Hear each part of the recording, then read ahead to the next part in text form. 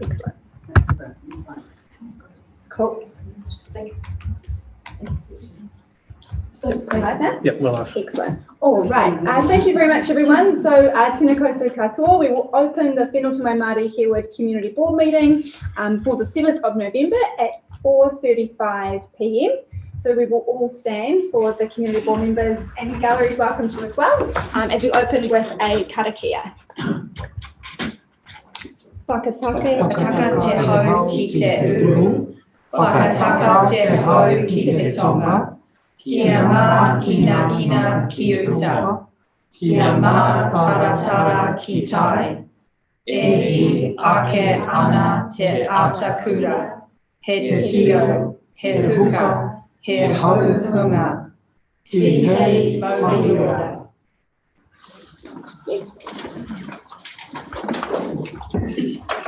So we will start with item 1, which is apologies, and we have 2 apologies received from Aaron and David, and an apology from James for lateness. So, cool.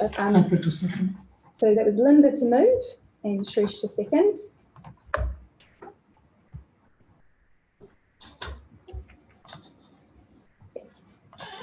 All those in favour say aye. Aye. Aye. Any against?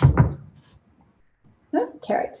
Moving on to item 2, which is declarations of interest. So if there's if any elected members would like to declare interest for any of the contents of the agenda, please let us know. No, great. Moving on to item number 3, which is confirmation of the previous minutes. So I've read those minutes, so I'm happy to move them. But if there's, thank you, Jason, for seconding. Am I going too fast? That's fine. All those in favour say aye. Aye. Aye. Any against? No, carried.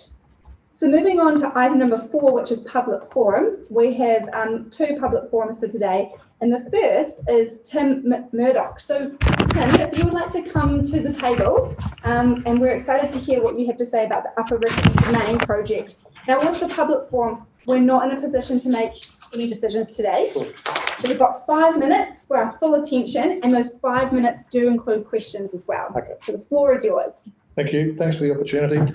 I'll be as brief as I possibly can. So this is a project which has been a long time in its gestation, since the earthquakes of 2011, basically. So we've had a long road to get to where we are now.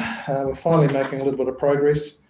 We had made presentations previously to the Hornby, Rickett and Horswell board and received some good affirmation of the project from there. The document which you may have been circulated is slightly out of date, but given the time frame, it's the best we could come up with, and it is going to be updated as we go along. We are in the middle of a consent process, which has been held up a little bit, but we understand that that's going to be revived in the new year. We are actively looking for funding now from other organisations. We do have some funding from the council sitting in abeyance at the moment, and we're actively fundraising to get the thing underway. We did have a contract with Land's Property, which is referenced in the notes. Unfortunately, that's now lapsed because of the time that's taken us to get to where we are now. So we did have a contract to buy a building from the old West Braden School, but that's now lapsed because of timing and things like that. So we are now looking to build our own building. So we're actively looking for quotes at the moment to understand the prices that we have to look at. And of course, in this environment, the prices are increasing as we go, so that's a concern to us. We think it's a great project. It's obviously benefit to not just the clubs ourselves, but to the community at large. And it's one of our intentions, obviously, is to open it up to as many community groups as we can, so that people can use the facility that we intend to build, but also link it in with the grounds that are there for people's use. We've got good schools around us, which all of us have good relations with. Villa Maria, Riccarton High School, St Thomas's, and we're active to try and encourage those people to become part of what we see as a sports hub in the future. I think this, in part, the vision speaks for itself, and there's not much else I can add here. But, you know, it's been a long time, as I say, and we need to get some runs on the board to get this underway for all the sake of the people involved, but also for the future of our clubs and the community involvement. Thank you. Thank you, Tim. We've got time for some questions. So does anyone start with Suresh and then Sam?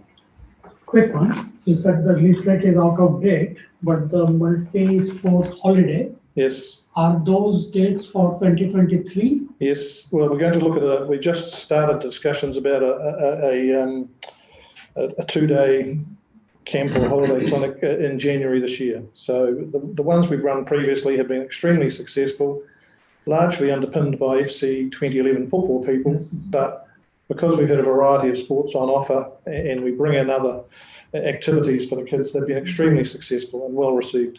Yeah, I've been to a few of those. Good. Okay. Hey, thanks very much. You mentioned about consenting issues being revived in the new year. Are they consenting issues at your end or our end? More our end, to be honest, because of the change of the emphasis with the building that we had previously thought we were going to renovate on site. Now we've had to change some of that. It's a little bit more outside than nothing else. And I think, and you'll understand this better than I do, but you know, the lead into the local body elections did cause a little bit of an abeyance in the process. But it's I've just been assured by Ange that it's, you know, we're still in the box seat, so to speak, and expect some good movement in the new year. Okay, good. Jason's a question. Did you ask a question? Is Canterbury Cricket coming to the party at all? Not really. We've had letters of support from all our parent bodies, from Canterbury Tennis, from Mainland Football and Canterbury Cricket. But this is largely our project. It's largely we're all community-based sports, grassroots sports. Canterbury Cricket tend to look after a little bit higher up the chain, but they support the project for what it brings to the sport, as do the other parent bodies. Excellent. Well, Tim, I know that this is a big project and this is something that the board is quite interested in. So this is sort of a bit of a meet and greet, so to speak, for a much larger conversation. So it might be further down the track we have a bit more of a longer hooey around what this looks like. So thank you so much for making the time today to meet with us. And yeah, we're excited about it. Yeah, we'd welcome the opportunity to come back and talk in some more detail. Excellent. Okay, great. Thank you so much. Thank you. All right, it was bang on 5 minutes as well. Excellent. So I will now ask Rob Brand to come to the table for public forum. Hi there, Rob. So this year with public forum, we're not, feel free to take a seat. So we're not in a position to make any decisions today. No, I understand that. But you've got 5 minutes, and those 5 minutes include questions as well. Okay. So the floor is Rob Brand, thank you very much for allowing me to come here and voice this opinion.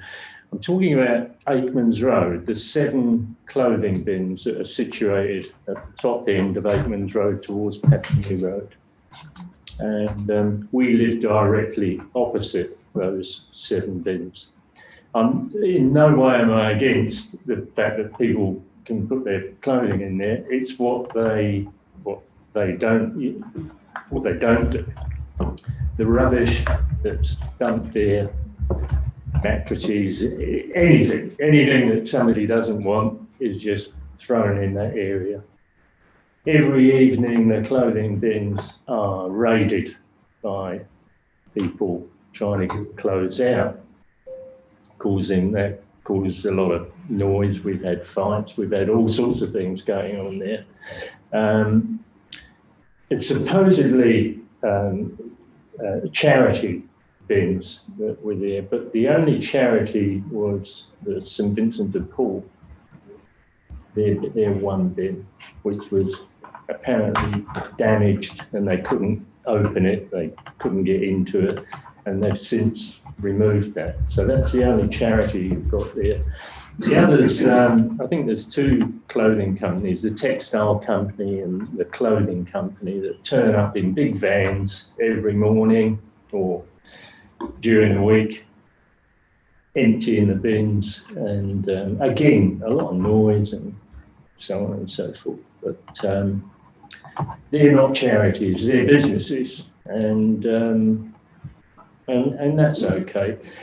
person that I deal with at the council has said that she keeps talking to them about trying to reduce the noise with the opening and closing of the bins, trying to get the owners of the bins to keep the area clear of rubbish, because once somebody turns up and dumps something there, it's of interest. It's of interest either to look at it and find out what it is, or I might as well dump my gear there. So that's ongoing. But the council, this person at the council said to me that, you know, she appreciates my concern about the situation. And she keeps on to the bin owners. And as she said in her last email, it's a lucrative position. Now, I don't know quite how to understand it, a lucrative position. I don't think the council charge the bin owners for having their bins there. So there's no revenue backwards and forwards. It's just a case of it's lucrative for the bin owners, I suppose, and the people that want to dump their rubbish and their clothing. So what I'm asking you to do is consider repositioning those somewhere, or closely, or getting involved and monitoring what goes on there, because without going into a lot of detail, it beggars belief what goes on through the small hours of the night. And I don't know, these people are on drugs or what they are, but you've got to see it to believe it. So that's the nasty side of things. If you have some unwanted clothes that you haven't worn for a year, put them in a bag and put them in the bins. I've seen there's nothing wrong with that. I've done it myself. Walked over the road and put stuff in there myself. But any rubbish I've got goes in one of the bins. Why would you dump it over there? You know. So that's all I want to say, really. Yeah.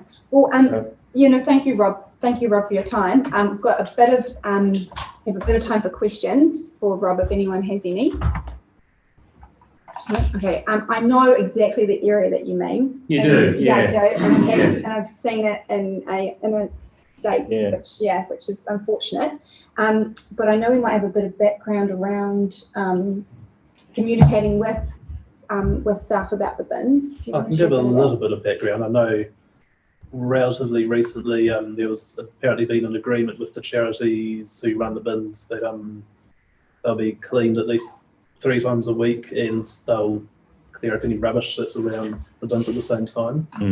And yeah, I think like you were mentioning, putting foam on the door so that it doesn't bang shut. And the other one was making sure the bins are type that can't be easily opened up and rifled through.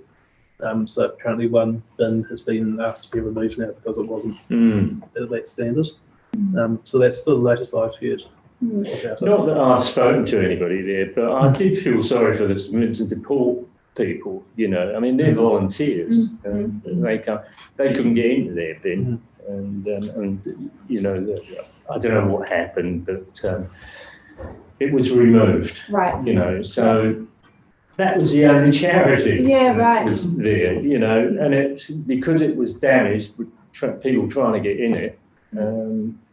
They've had to take it away. Yeah. What we can also do is get staff to investigate around maybe a bit of a status on the situation, and definitely. And I'll definitely be having a look to see whether they're corporate or charity, because we're not in the business of sponsoring corporates on our land to make money.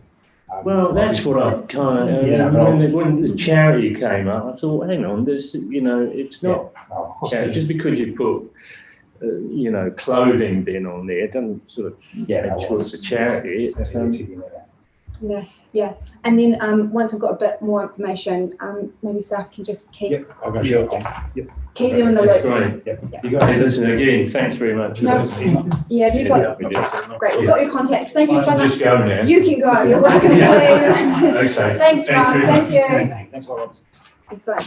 Moving on to item 5, deputations by appointment, which there were none. And then item number 6, presentation of petitions, which we didn't have any either, which brings us to item number 7, and that is proposed road name change. So Paul, I believe you're with us live on Zoom. Paul, you might be taking us through this report. Can you hear us? No, I think we might have to unmute him. Or Paul, you might have to unmute yourself. Yeah. He hasn't run away from his desk for 2 minutes. Yeah, that's right. I think it moved it to if there's any. Yeah, well, that is true. There weren't. Yeah, were there any questions? Yeah, actually, well, yeah, I'll put it now. Are there any questions for Paul? Oh, I think he's done it on purpose. All right.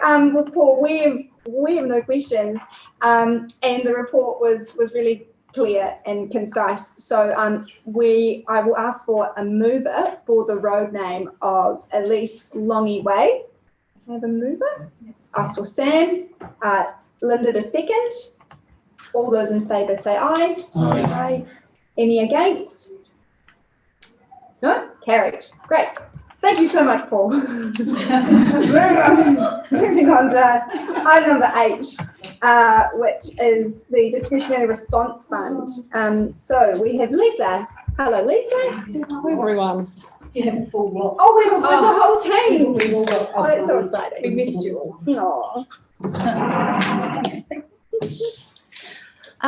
Okay, first, I'm the first on, I guess. We've got an application from the Burnside Squash Racket Club, and they are replacing their old fluorescent tube lighting system with LED lights. So there's 4 squash courts that they're making the replacements on. Obvious reasons wanting to do this is to be more sustainable and cost efficient for them, and obviously that will help both them, their members, and the environment in the long run. And they do have a substantial amount they can put towards these costs. Any questions around that one? No, we'll move them separately, won't we? No, we'll move them We'll do it. Okay, all right. We'll do the next one. We have the Burnside West Christchurch University Cricket Club, and they are applying for cost towards their preparation and maintenance of their 4 blocks and also their practice wickets. So they would normally cover these costs themselves through the year, but they've had to put their reserves towards replacement ground covers, and that's kind of chewed up a little bit of their money. They've indicated they don't have any sources of funding to go towards this, but they will fundraise or dip into some other reserves for this. And this is a split application with HHR, and they've also recommended $1,000 towards the cost as well. Great. Okay. Excellent. And then I think the next one is So this is the Papanui Toy Library. This is split with Papanui, and they just basically forgot to get their application in for strengthening communities, unfortunately, with a change of staffing and that sort of thing. So we've previously granted them 3,000. The recommendation from Papanui is 3,000, but in keeping with other applications of a similar nature, we've reduced it to 2,000 this time around. Okay. All right. That's me. Yeah, that's you. So this is obviously from the Anglican parish of Burnside and Harewood. They actually are just applying on behalf of the community. So because they are going to install the defibrillator at their vicinity and also do the maintenance costs for it. So that's why they've applied, but it is actually a bit of a partnership. And they've actually done quite a lot of fundraising. Kai and Yora come to the table, which is great. And also the men's shed across the road. So this is because there was an incident that obviously occurred, and they realised there was no local defibrillators within the area. Those that are locked in the doctor's surgeries after 5 o'clock. They're only there 9 till 5 during the week. So yeah, it's a real community kind of fundraising project, and they're also going to train up the local community to how to use it. Nice. And it's going to be accessible, kind of linked to 111. So yeah, it's quite a nice community initiative, I think. Fantastic. I was going to ask about whether there was training involved. Yes, there is. That's great. Yes, it's with St John's, and St John's provide a community discount, and they also provide training. Oh, amazing. So if you know any other groups that, yeah. Cool. And then it's back to me again for the last one. This is the Anglican Diocese of Mirabale and St Albans parishes.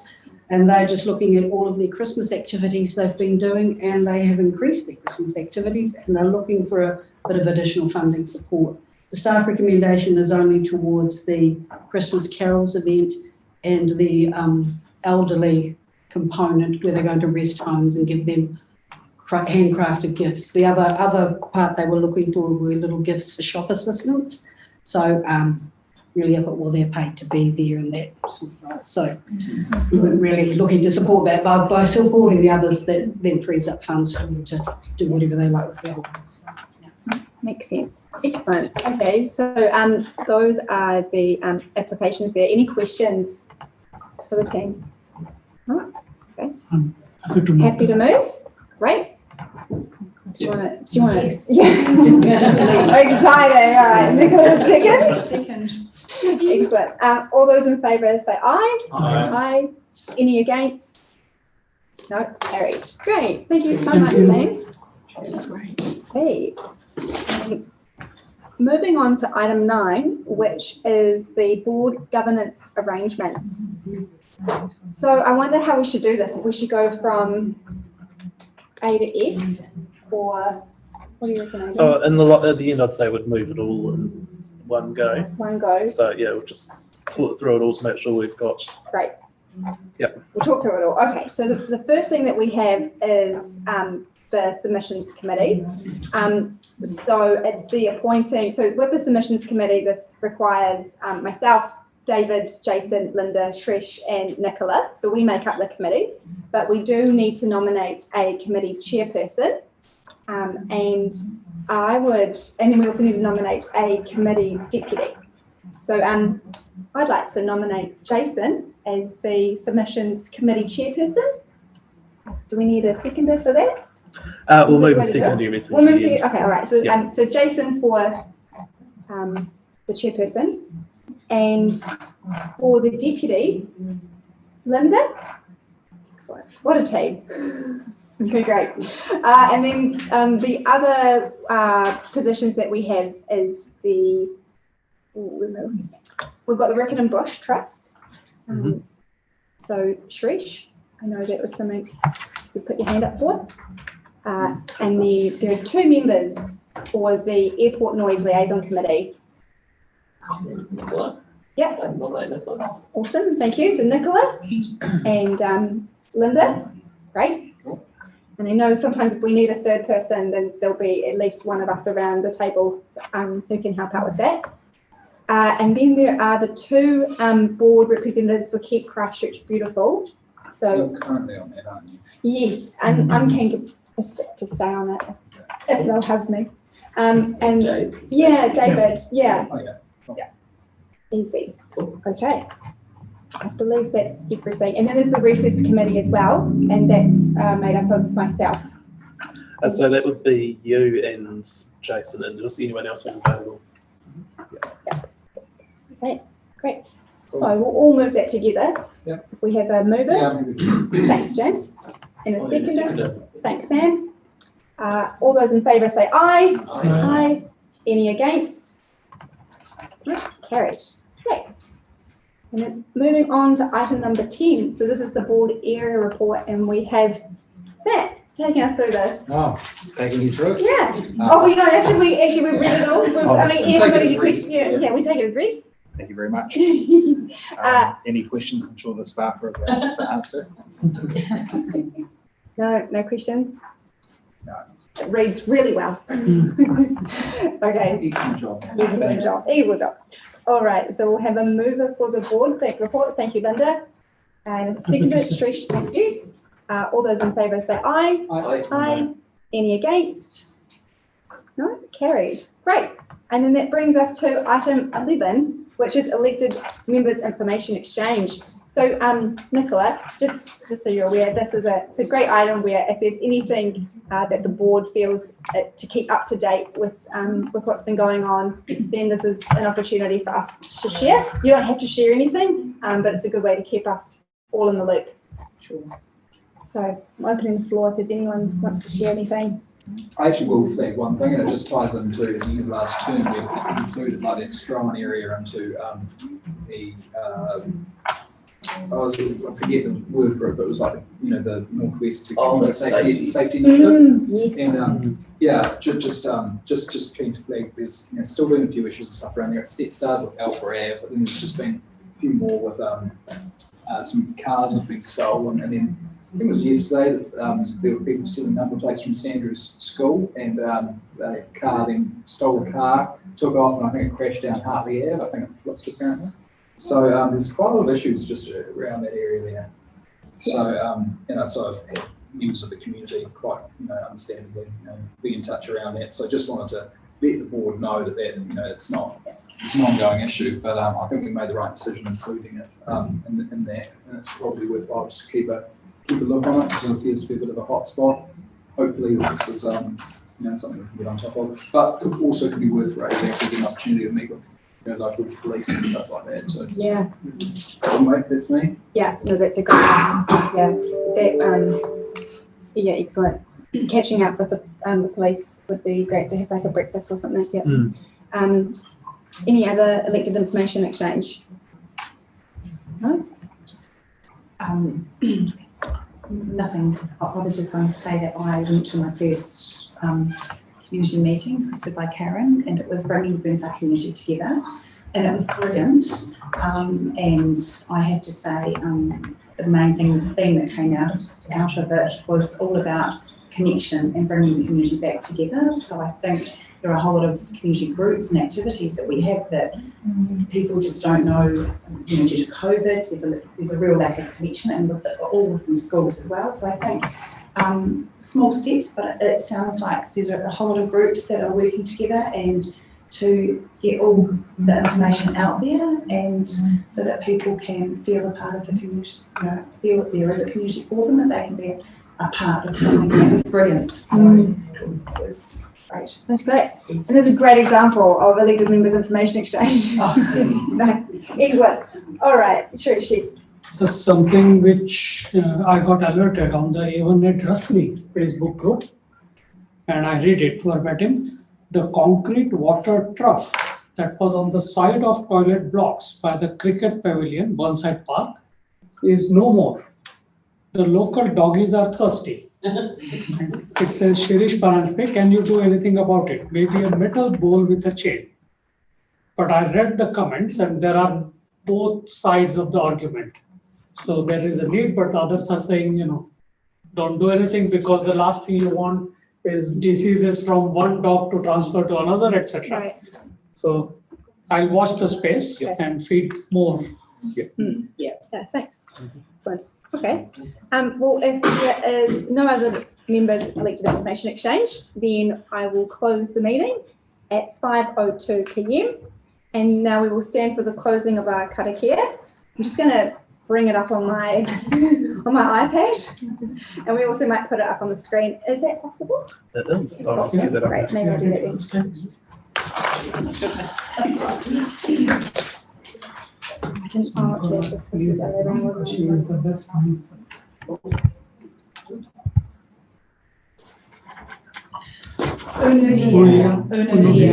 Unuhia, ki te uru tapunui, kia wātea, kia mana, te nākau, te tingana, te wairua, I te ara whakata. Koia rā e rono, whakakairia ake ki runga, kia tina, hurie, taike. Thank you. And now, sorry, I believe now